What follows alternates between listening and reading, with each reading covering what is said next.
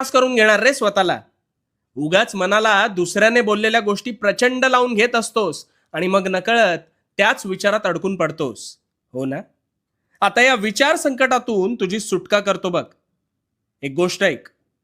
एकदा एक गरीब कर्णबधीर मुलगा एके दिवशी अचानक त्याच्या मेहनतींच्या पैशांनी चैन म्हणून फार सुंदर कोरे करकरीत कपडे घालून रस्त्यातून जात होता. आजूबाजूचे सगळे त्याच्याकडे पाहत होते आणि त्याच्याबद्दल वाच्यता करत होते. त्या मुलाला वाटले आपण कदाचित छान दिसतोय म्हणून लोक वाहवा करत आहेत, आणि म्हणून तो मात्र चेहऱ्यावर स्मितहास्य ठेवून त्याच भ्रमात पुढे चालला होता. पण खरं तर लोक त्याच्या तोंडावर बोलत होती, अरे याच्याकडे कुठून पैसे आले, कुठेतरी चोरी केली असणार याने, अशी अनेक दूषणं त्याला लावत होते. पण त्या मुलाचं सुदैव होतं, कारण त्याला ऐकूच येत नव्हतं आणि त्यामुळे